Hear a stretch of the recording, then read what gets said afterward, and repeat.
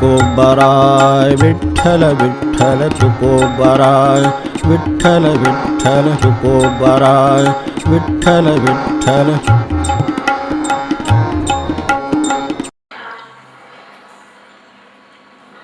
तुकोबराच्या म्हणण्याचा विचार चाललेला आहे.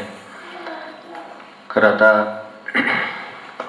संतांच्या कृपेने सगळ्या साधकांच्या आशीर्वादाने देवाहून शिबिराची सुरुवात होईल व्हावी अशी प्रार्थना करूया. त्यामुळे एकदा असं वाटलं होतं की आता उद्यापासून परत आपण भजनाला सगळ्याला आहेच. एखाद दिवस जरा काम एवढं पडलं ताण आहेच, चुकीचं जात नाही, मग त्यात कशाला एखादा हे करावं राहू द्यायचं.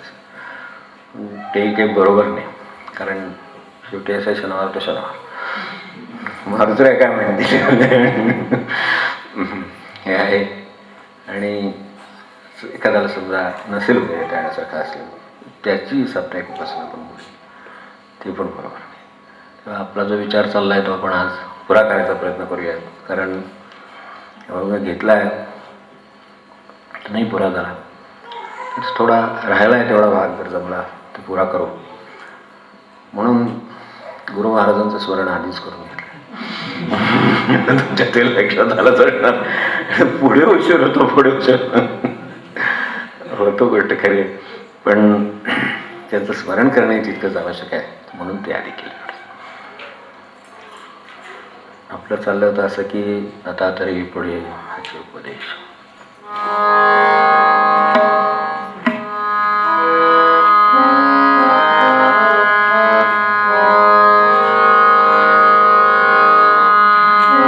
आता तरी पुढे हाचे उपदेश, आता तरी पुढे हाचे उपदेश.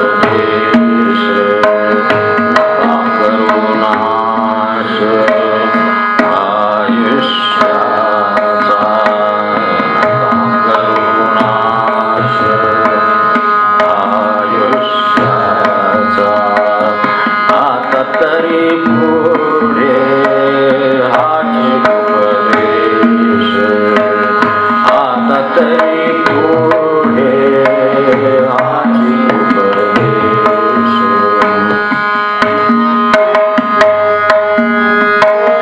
सकळांच्या पाया माझे दंडवत, माझे दंडवत. सकळांच्या पाया माझे दंडवत, माझे दंडवत. आपुलाले चित्त, आपुलाले चित्त शुद्ध करा, शुद्ध करा. आपुलाले चित्त शुद्ध करा, शुद्ध करा. आता तरी पुढे हाचे उपदेश, आता तरी पुढे हाचे उपदेश. सकळांच्या पाया माझे दंडवत, सकळांच्या पाया माझे दंडवत, माझे दंडवत.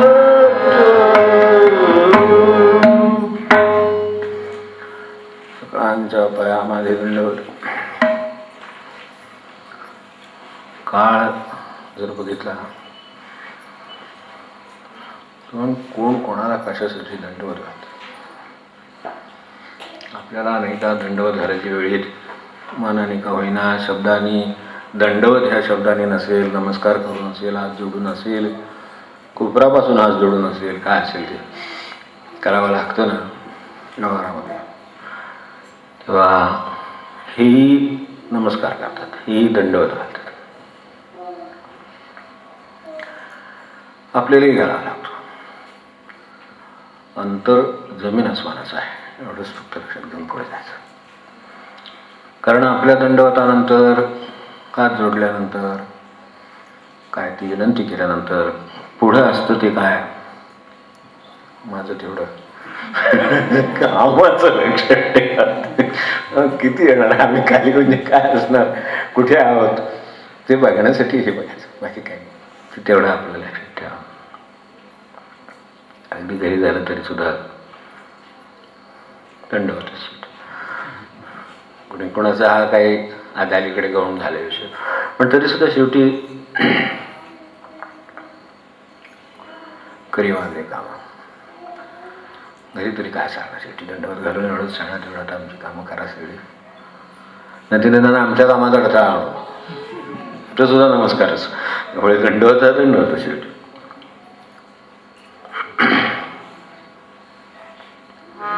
पहिल्या पत्नीला घरात मुलांना, बाळांना, मोठ्यांना, शेजाऱ्यांना दंडवत ते घालशिवाय पर्यायच नाही. कारण सगळी कामं काही आपल्या सत्तेनं होत नाहीत. तसं खरं म्हणायचं तर आपल्या सत्तेनं काहीच होत नाही. हे लक्षात घ्यायलासाठी याला इलाज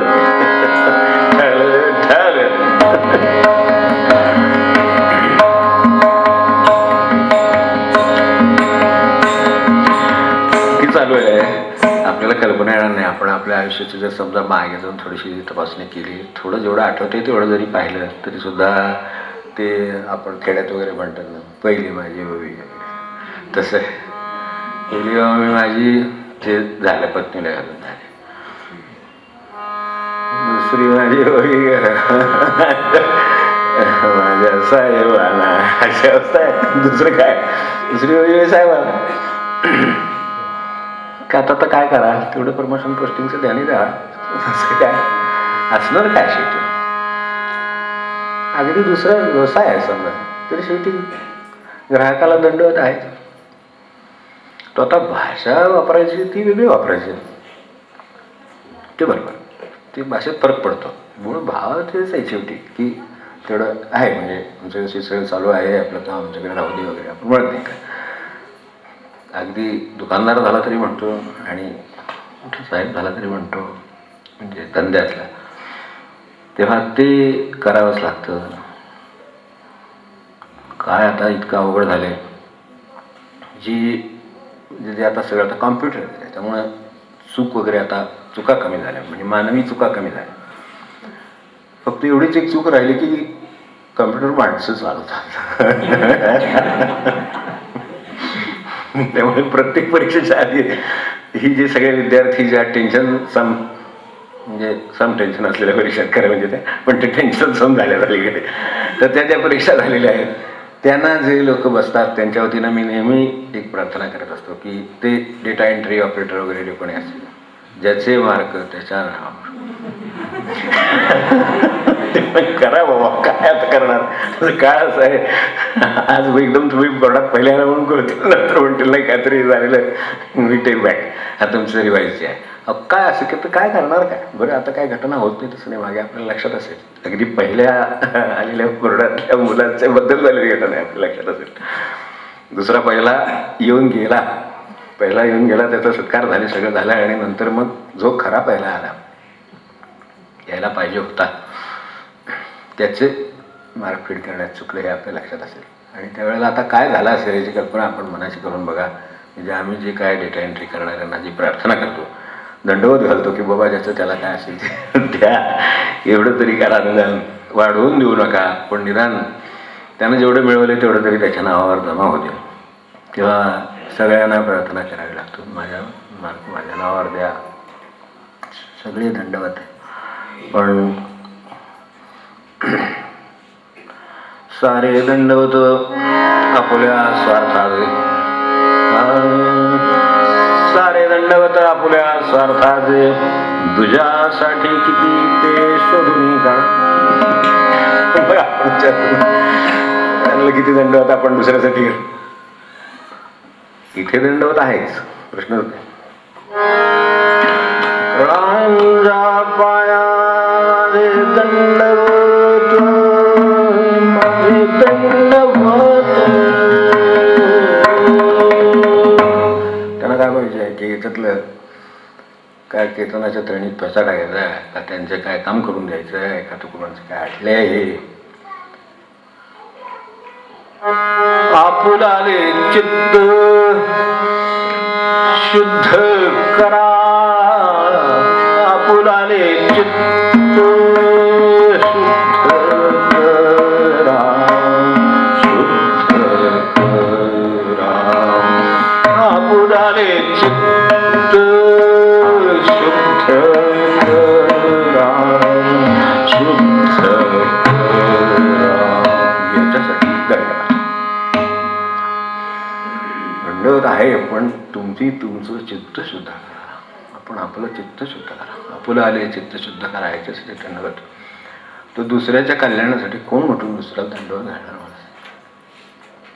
फरक पडतो कुठे ते लक्षात ठेवलं तर संतांची तळमळ कळते. याच्यासाठी फरक कुठे आहे. आपल्या स्वार्थासाठी कोणी करोट कचेरी दंडली काहीही घेत, दुसऱ्याचं हित व्हावं म्हणून त्याच्या पाया पडतो, कारण त्याच्यात तुझं कल्याण होईल. त्यांचं कल्याण झालेलं आहे. आता वास्तविक आज व्यवहारामध्ये आपलं काम झालं. एखाद्या क्यूमध्ये मनुष्य उभा आहे, काय सरकारी काम आहे, क्यूमध्ये उभा आहे, क्यू येईपर्यंत अगदी पायाला कळला बरोबर, ते झालं. त्याच्या मागं अजून 2 लोक उभे आहे. जाता जाता वाटेत गप्पा होतात, तुम्ही कुठले आम्ही कुठले, सगळं होतं. आपलं काय तिकीट निघालं, काय ते क्यू निघाला. तिकीट म्हणजे रेल्वेचं तिकीट हो, तर ते जे काय आहे ना ते तिकीट काय ते मिळालं, किंवा काय ते आपल्या कामावर शिक्का पडला, हातात कागद पडला. मागं ज्या कोणाशी गप्पा मारत तासभर उभा राहिला त्याची चौकशी करायला तरी मनुष्य थांबतो. काम झालं, कागद हातात पडला, तो गेला, गाडीला केक बांधली गेला सुद्धा. हा व्यवहार आहे ना, अनुभव आहे ना. मग अशा वेळेला ज्याचं काम झालं तो पुन्हा दुसऱ्याच्या पायाला दंडवत घालून तुमचं चित्त शुद्ध करा. त्याचं चित्त शुद्ध झालं काय करायचं, ह्यालाच येतो कळावळा म्हणून या. हेच तेव्हा जर म्हणून म्हटलं ना, कलियुगामध्ये हाच देव, हाच देव, दुसरे आणखीन अवतार होणार नाही. जे अनेक संतांनी आहे वेगवेगळ्या पद्धतीने सांगितलं. अगदी आत्ता गणोरे बाबा म्हणाले आता दुसरा अवतार कलियुगात व्हायचे नाही. या अर्थाने कलियुग आला असे बौद्ध आणि इथपर्यंत ठीक आहे, म्हणजे ते आता बोलणारच नाही. म्हणजे या अर्थाने आपल्या दृष्टीने अवतार नाही, आपल्या दृष्टीने बोलणारा अवतार आता हाच. तो बौद्ध म्हणून म्हणली पुढे बघा शब्द, आपलं वचन असेलच बाहेर काही ना, त्यामुळे ते आपल्या लक्षात येत असेल. समर्थाने सुद्धा म्हटलं की इथे आता मोठा अवतार बरोबर, तेव्हा तो जाणता आहे पण तो बोलणार नाही, तुम्ही समजून घ्या असंच. तर हे आता समजून कोण देणार. म्हणून त्यांच्या जागी फक्त एवढाच कलियुगातला अवतार की हा कळवळा की त्याचं झालं बरोबर आहे, पण त्यांचं पण हित व्हावं. आणि ते होण्यासाठी जी तळमळ आहे ती, त्यासाठी हे सगळे प्रकार सांगितले. मग आपण त्याच्यावर थोडं बघितलं की किती प्रकारांनी सांगायचं ते बघितलं. मुलाला अभ्यासासाठी आपण तळमळीनं सांगतो बरोबर.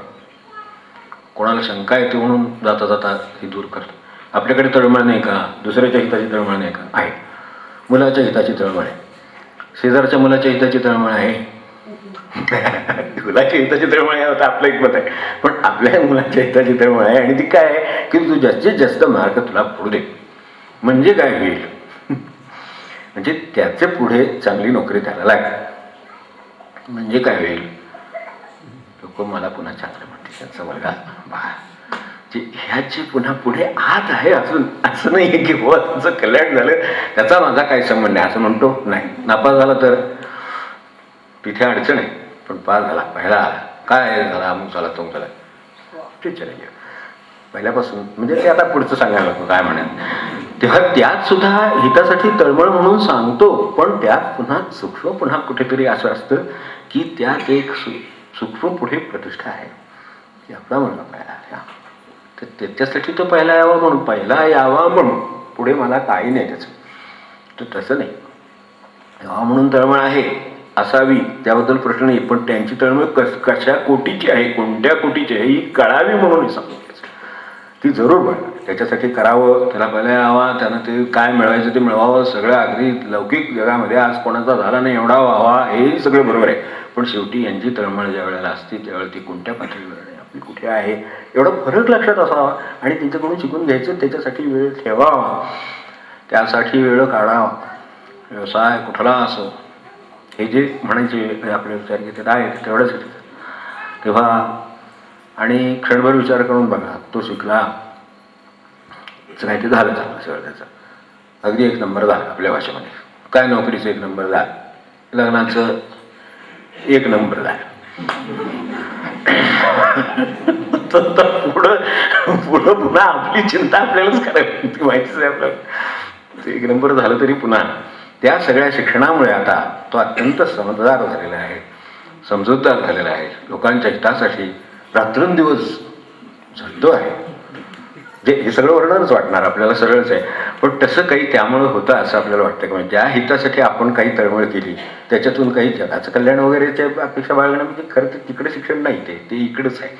जर आपल्याला त्याची काळजीच असेल, जर खरंच काही जगाचं भलं व्हावं वाटत असेल तर त्या शिक्षणाच्या बरोबर याची गरज आहे आणि त्यांची ते देणाऱ्यांची तळमळ समजून घेण्याची गरज आहे. मग आपल्याला काय ते त्यातून पुढे आहे. म्हणून त्यांनी वेगवेगळ्या प्रकाराने सांगून बघितलं. गेल्या वेळेला म्हटलं की म्हणजे साधं सुद्धा नाही, दगड आला पोटासी म्हणले. इतकं करून जर सावधान तो होत नसेल, आता तरी उघडे डोळे जरी अद्यापी न कळे. हे काय म्हणायला लागावं त्यांना याच्यातच या म्हणजे आप्पा जसं म्हणायचे ना ते की भजन ते ओंगळवाणे नरका जाणे चुके ना, ही तुकोवन चालवत असं म्हणले. भजन आम्ही केलं की त्यांना ह्या अभंग लिहावा लागेल.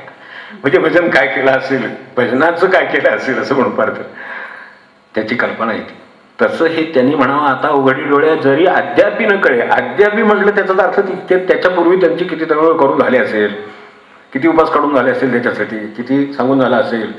तर हे सगळं सांगून झाल्यावर अद्यापी म्हणायची वेळ आली. म्हणून आता तरी उघडे डोळे जरी अद्यापी न कळे. आणि जर असं नसेल तर मातेची या खोळी दगडा आला पोटास, असं मी समजेल. त्याला जर उद्धाराची भाषा किंवा देवाचं जर महत्त्व कळत नसेल, अजूनही नामाचं महत्त्व कळत नसेल, तर मातेच्या खोळी दगडा आला पोटास.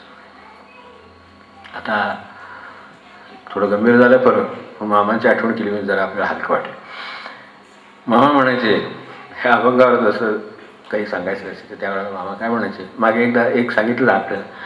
तर मामा म्हणाले की तुकोबनी सुद्धा म्हणाले उपमा देताना माणसाला खरं सांगायचं तर आपण आता म्हणू नये, पण म्हणतात माणसं असं की बाबा अमुक आहेस का तमुक आहेस का. मी काय उच्चार करत नाही, पण पशूचा उच्चार करतात सर्वसाधारणपणे.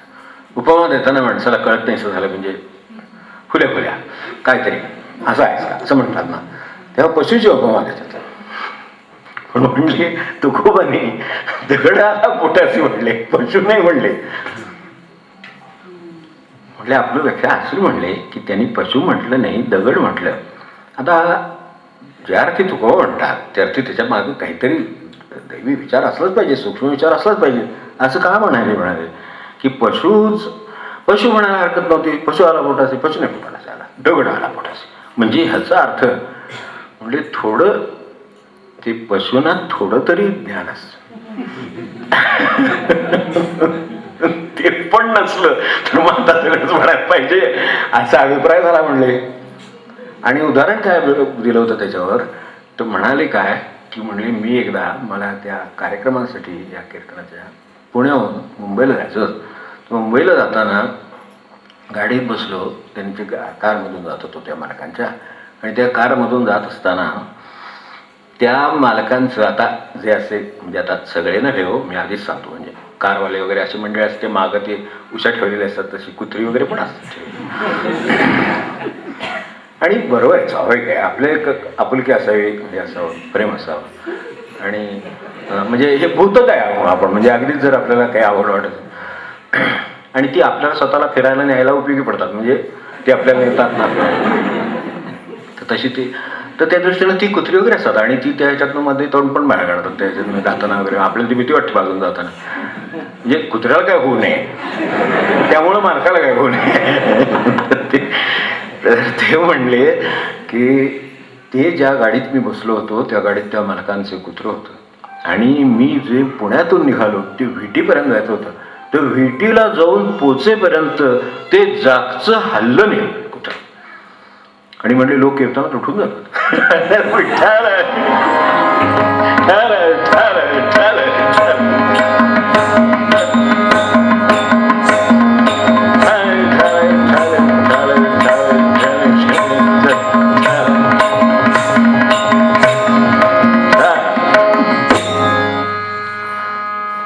कळतं की तुकोबांनी काय झालं असेल आणि त्यांनी काय म्हणलं असेल.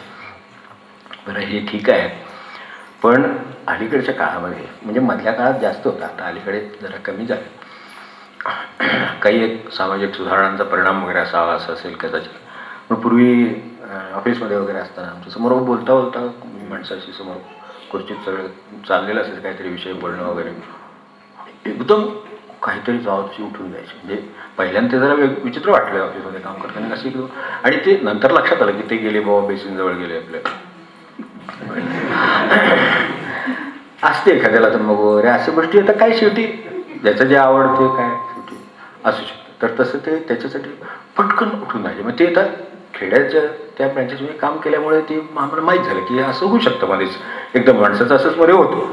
अगदी महत्त्वाचं बोलणं चाललेलं असतं तरी सुद्धा त्याला ते एकदम नाही आवडत. मग त्याची ती वेळ तो पटकन उठतो. येतो माणूस चांगला असतो, व्यवहार व्यवस्थित होतो, कर्ज आमचं फिटले काय काळजी करू नका, पण सगळं झालं. पण असं होतं एकदम उठून निघून जातं. म्हणजे आपल्या त्या क्षणी एकदम म्हणजे बरं ती वेळ अशी असते की त्याला ते सांगता पण येत नसतं ना की मी जाऊन काय सांगावं आपल्याला.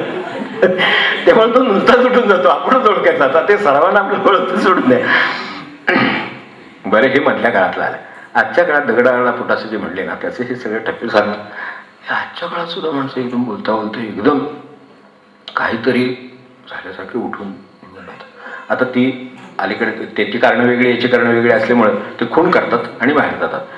म्हणजे ते व्हायब्रेटर ते वाजते ती आवडते ना, मांडीला मुंगे येतात माणसांना आणि उठून जातात एकदम. कारण ती इथं रे बोलता येत नाही, व्यवहाराचा प्रश्न येतो. ते काहीतरी पुन्हा त्याच्यावर काय व्यवहार असतो कोणाला ठाऊक त्या फोनवर बोलायचा, त्यामुळे त्याचा प्रश्न असतो. किती प्रश्न असतात एका ते, कारण ते व्यवहार आता अधिकाधिक हे झाले, व्यापक झाले. त्यामुळे ते पूर्वी नुसतं एवढ्यासाठीच जाऊ नये, आता तेही नाही. आता ते काय असेल सांगता येत नाही, त्यामुळे खून करतात आणि ते एकदम उठून जातात. ती कशी काय उठून जातो पहिल्यांदासाठी ह्यांना कळतं कसं नंतर. म्हणजे आपल्याला काय कळत नाही याच्यातलं. आता हे त्यांच्याकडून कळलं म्हणून कळलं की असं ती व्हायब्रेटर मोड आहे, मग त्याच्यावरती ठेवलं असतं. मग त्यांना कळतं ते खिशातलं वाजलं की ते आपल्याला कळायच्याऐवजी त्यांना कळून ते निघून जातात, हात करतात, 5 मिनिटात आलो म्हणतात आणि बाहेर जाऊन ते बोलतात. तेव्हा कळतं की अरे ह्यांच्या कानाला आता तंबाखूची डबी थोडक्यात. पूर्वी ती आता सध्या ती उठवते. तेव्हा बरं, खरं सांगायचं ना, मी दुसऱ्या बाजूने विचार करू आता की खरं काही असं काही अमेरिकेचे राष्ट्राध्यक्ष वगैरे काय आपण आहे की बुवा आता जगावर हल्ला करायचं, भांडण हे सोडू का नको, अग्निबाण असं काही विचार, अशी काही वेळ आली. पण नाही, ते होतच तसं, त्याला काही इलाज नाही. आणि असतं काय ते येताना तेवढं मंडईचं विसरू नका ते एवढं त्याला समोर चाललेलं आहे, एवढ्या संभाषणात उठवायचं सांगायचं काय ते येताना काहीतरी बरं अरे काय विसरा. आता विसराल म्हणून का त्याला असं उठवायचं काय कारण आहे तिथल्या कामात त्याच्या ऑफिसच्या असं. पण काही नाही, ते सगळं असं आहे.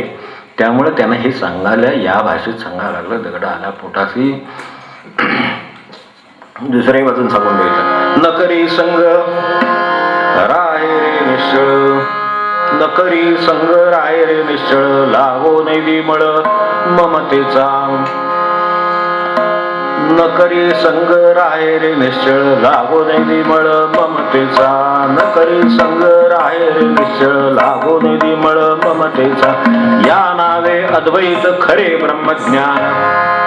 स्पष्ट पाहिजे असेल तर व्याख्या पण करून घे, नाही तर बा नुसती बडबड आहे असं त्यांचं म्हणणं. या नावे अद्वैत खरे ब्रह्मज्ञान, या नावे अद्वैत खरे ब्रह्मज्ञान. अनुभवा वाचून बडबडते, अनुभवा वाचून बडबडते, अनुभवा अखंड बडबड आहे चालू आहे बघतोच आहे. तेव्हा त्याच्यात अनुभवाचा भाग आहे का, तर हे कर, नाही तर हे होणार नाही. काम नसेल तर संतासी शरण जावे, हे आधीच सांगितलेलं आहे. तर काही कर, पण आपुला आले चित्त शुद्ध करा. काही करा, पण ही अशी अशुद्ध चित्त वेगळ्या गोष्टीनं झालेली, तर ती शुद्ध करा, अशुद्ध करा एवढं म्हणायचं त्यांना काम पडलं. त्याचं कारण हे की आपण आपला अनुभव बघा. चित्तशुद्धीसाठी ते म्हणाले, चित्तशुद्धी शब्द एखाद्या वेळेला वाटतो माणसाला, नाही असं नाही, मला वाटतं की एकदम चित्तशुद्धी वगैरे, एकदम चित्तशुद्धी नाही. माझं असं म्हणणं की साधं चित्त, आपण जे काम करतो त्यात आपलं चित्त असतं का. जे काही काम आहे, विद्यार्थी अभ्यास करतो तर त्याचा अभ्यासात लक्ष लागतं का साध्या भाषेमध्ये. जर अभ्यास करताना अभ्यासात, खेळ असताना खेळत असताना खेळात, ऑफिसचं काम करतात ऑफिसमध्ये, दडपण आहे तो दडपण आहे, असा तो असतो का, तर त्याचं चित्त शुद्ध आहे. कारण तो जे करायला निघालेलं आहे तेच दिसतं. शुद्ध चित्त असेल तर त्यात जे असेल त्याचंच प्रतिबिंब पडेल. आत्ता काय चाललंय, काम चालतं, कामच त्याच्या डोक्यात असेल, दुसरं काय घडणार नाही. त्याच वेळेला इतर गोष्टी आहेत, याचा अर्थ चित्त अशुद्ध आहे, दुसऱ्या कुठल्या तरी गोष्टीमध्ये गढूळ आहे, म्हणून तसं होतं. म्हणून ते सांगतात पण लक्षात येत नाही, असं म्हणतात. वाचतो पण लक्षात येत नाही. वाचतो लक्षात कसं येत नाही, ज्या अर्थी शब्द आपल्या डोळ्यासमोरून गेले, आपण त्याच्यावर एकाग्र आहोत, तर मग ते का लक्षात येत नाही. म्हणून ते मन करा मना एकविध वगैरे पुढे म्हटलं तेवढ्यासाठी. या सगळ्या कारणामुळे ते वाचून त्याचा उपयोग होत नाही. मग मला सांगा, साधं चित्त जर शुद्ध नाही तर अभ्यास होत नाही, मार्क मिळत नाही, साधं आपला शिक्षणाचं काम होत नाही, ते चित्त स्वयंपाकात लागलं नाही तर स्वयंपाक नीट होणार नाही. हे जर साध्या चित्ताचा हा जर अनुभव आपल्याला आहे, तर आपल्याला चित्त शुद्ध करायला काय चुकीचं सांगितलं नाही. त्यांनी फक्त एवढंच सांगितलं, अंतिमतः भगवंताचं प्रतिबिंब पडेल एवढं पाणी शुद्ध असू दे, की ज्याच्यामध्ये थेट जसं आकाशाचं प्रतिबिंब वर ढग चाललेत का खाली चाललेत असं वाटावं, बस असं पाणी शुद्ध असतं. आपण बघितलं असेल सरोवर, मानस सरोवरला वगैरे जातात, आपण बघितलं असेल इतकं शुद्ध पाणी आहे की वरचं काय असेल त्याचं प्रतिबिंब ढग खाली चालला की वर चालला वाटावं, इतकं शुद्ध, इतकं स्वच्छ दिसतं. तर तसं चित्त शुद्ध असेल तर देवाचं प्रतिबिंबच पडेल. तर ते पडावं ह्याच्यासाठी त्यांची ही धडपड आहे. म्हणून चित्तशुद्धीबद्दल ते बोलतात. ते आपल्या दृष्टीने, आणि ते जर नसेल, आजच्या भाषेमध्ये विचार करू, ते जर नसेल तर जो काम करतो, समजा ऑफिसमध्ये काम करतोय, एखादा ग्रस्त आहे, ऑफिसमध्ये काम करतोय, चित्तशुद्ध नाही तर काय होईल, तर तुम्हाला आजच्या भाषेमध्ये ज्याला म्हणतो मॅक्झिमम आउटपुट पाहिजे तो नाही मिळणार. तो आउटपुट देणार, 1 तासाभराने नंतर काम होणार त्याच्याकडनं काही, पण कमी दर्जाचं होणार, त्या प्रमाणात होणार नाही. हा साधा आपला व्यवहाराचा अनुभव आहे. तर या अर्थाने आउटपुट नाही, काम केल्याचा आनंद म्हणून एक असतो. आपण म्हणतो ना वर्क सॅटिस्फॅक्शन नाही, आजच्या भाषेत कळलं म्हणजे कळतं तेव्हा वर्क सॅटिस्फॅक्शन, केल्याचं समाधान नाही काम. कारण कामात लक्ष नसल्यामुळे कामाचं असमाधान राहतं. शेवटी काम करून सुद्धा ते नीट झालं नाही असं वाटतं, आपल्याला वाटतं, इतरांना वाटतं, बोलून घ्यावं लागतं, सगळ्यामुळे शेवटी कामाचं समाधान नाही. यासाठी त्यांचं म्हणणं एवढंच की हे जर केलं, शुद्ध केलं, तर त्याचा अनुभव व्यवहाराला येईलच, पण भगवंताकडे जे मूळ काम आहे तिकडे पण जायला त्याचा उपयोग होईल, लवकर जाता येईल. त्याच्यासाठी हे करा. आणि त्याच्यासाठी काय करा, त्याच्यासाठी मार्ग सांगितला. हित ते करावे देवाचे चिंतन, देवाचे चिंतन, हित ते करा देवाचे चिंतन, देवाचे चिंतन, हित ते करावे देवाचे चिंतन, देवाचे चिंतन, करून अमर एकविध, एकविध, करून अमर एकविध, एकविध,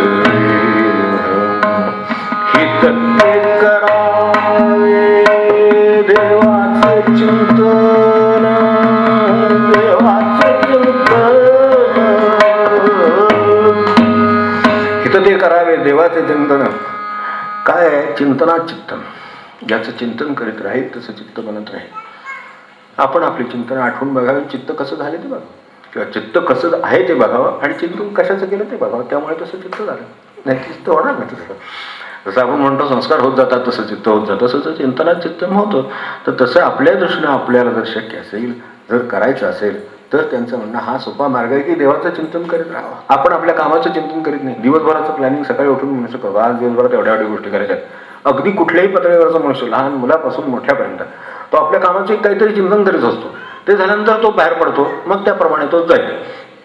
तेव्हा चिंतनात चिंतन हे लक्षात ठेवलं तर त्यासाठी काय काय लागतं, ती गोष्ट वारंवार उजळावी लागते, उगाळावी लागते, वारंवारता पाहिजे, फ्रिक्वेन्सी, सतत त्याची रिपिटेशन, सतत त्याचे पुन्हा पुन्हा उजळणी ती करावी लागते. म्हणजे केव्हा चिंतन होतं,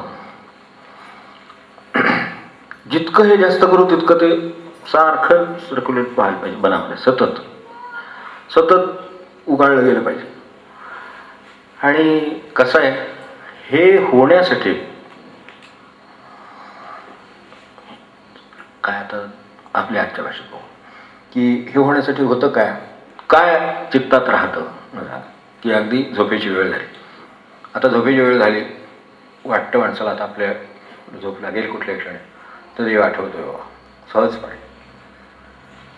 सदा माझे डोळा तुझी मूर्ती आल्या डोळ्यासमोर मूर्ती आल्या असं होत नाही. दिवसभरात भरतीच काहीतरी झालेलं डोळ्यासमोर येतंय, काळजीचे विषय, उद्याचं हे जे काही सगळं वाहिन्याने आणून पुरवलेलं आहे ते सगळं आपल्याकडे येतं दिवसभर. वास्तविक खरं सांगायचं तर पूर्वीच्या काळापासून फक्त परिचित होत्या आम्हाला रक्तवाहिन्या अभ्यासामुळे, शाळेत ती विचारायची म्हणून. पुढे आता बघतो आपण जलवाहिन्या, नंतर आता त्या हे आणतात ना नॅचरल गॅस आणि अमुक तमुक, वायुवाहिन्या, आता वृत्तवाहिन्या आणि आता विषयवाहिन्या.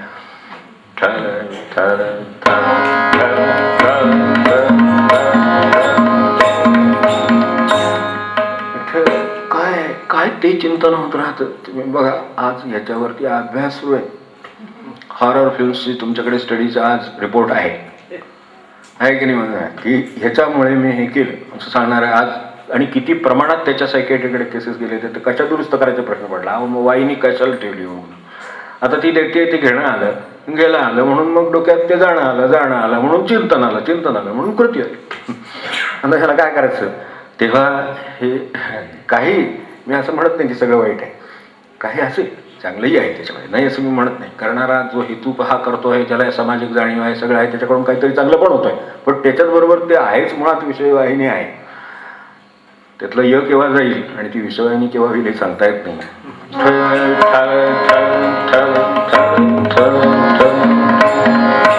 हे जर करता येत असेल तर देववाहिनी का असणार नाही असं मला.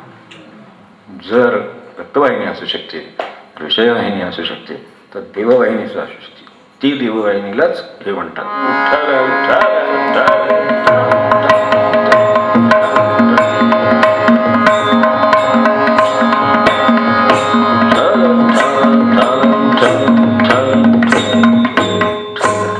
ते सारखं डोक्यात, ते जर सारखं डोक्यात हे पण सारखं डोक्यात हटवून लावतो. म्हणजे मग काय, त्याच्यासाठी हे नाम, त्याच्यासाठी कीर्तन, त्याच्यासाठी प्राण, त्याच्यासाठी कीर्तन, ते सगळं त्याच्यासाठी. पारायण त्याच्यासाठी. एक मनुष्याने पारायण हातात घेतलं, 7 दिवसाचं पारायण, रोज 3 तास त्याच्या मनात सारखं गजानन महाराज काय त्याच्या डोक्यात होतं त्यांचा विषय, काय महाराजांचा विषय सारखं त्याच्या डोक्यात ते राहणार. गरुड स्वामी स्वामींचं चरित्र वाचत राहणार, कारण ते त्याच्या डोक्यात सारखा तो विषय. तो 3 तास तरी त्याच्यात राहायला दिवसभरातले कुठेतरी बाकीचा हटला असेल 3 तासासाठी वाचन करतो, पारायण करतोय.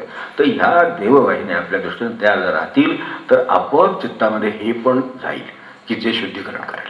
हे शुद्धीकरण करणाऱ्या गोष्टी आहेत, त्यामुळे त्या त्रुटीसारखं काम करतील, शुद्धीकरण होईल.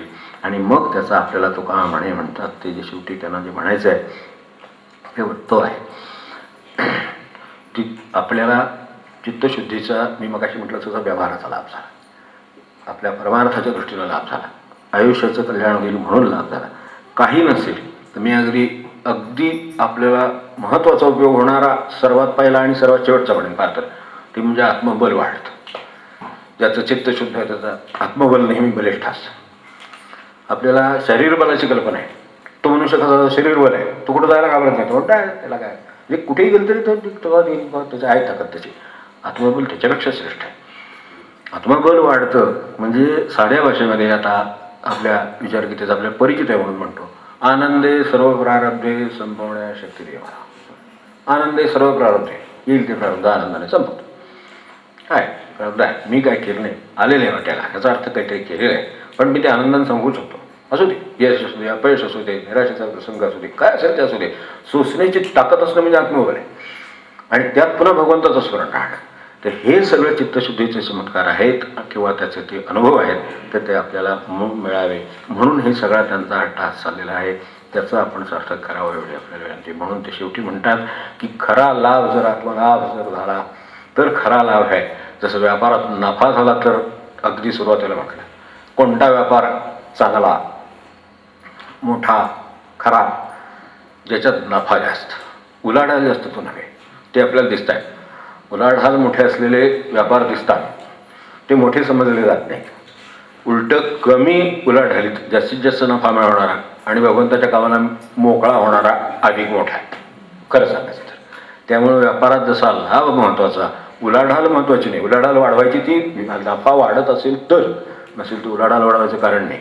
दुसरा मार्ग काढा जेणेकरून उलाढाल कमी करून नफा वाढवता येईल, चांगल्या अर्थाने, फसवून नव्हे पण चांगल्या अर्थाने करता येईल. असा जर काही मार्ग असेल तर तो श्रेष्ठ आहे.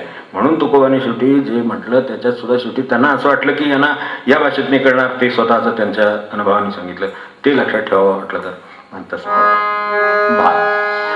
तुका म्हणे लाभ होयते व्यापार, होयते व्यापार, तुका म्हणे लाभ, तुका म्हणे लाभ, होयते व्यापार, होयते व्यापार. ते व्यापार खरे जे ज्याच्यात खरा लाभ आहे ते व्यापार होतील. आणि हे मनोव्यापार, हे जीवनाचे व्यापार, हे आयुष्याचे व्यापार, ते आपले खरे लाभकारक होत यासाठी सकळांचे पाया माझे दंडवत करा चित्तसिद्ध. तर ह्यासाठी हे म्हणाले. आणि आता शेवटी काय म्हणाले, आता एवढं सगळं सांगितलं. तुका म्हणे लाभ होयते व्यापार, होयते व्यापार, करा काय फार शिकवावे, शिकवावे, करा काय फार शिकवावे, शिकवावे. आता तरी पुढे हाची उपदेश, आता तरी पुढे हाची उपदेश. नाश आयुष्याचा, करुणाश आयुष्याचा. आता तरी पुढे हाची उपदेश, आता तरी पुढे हाची उपदेश.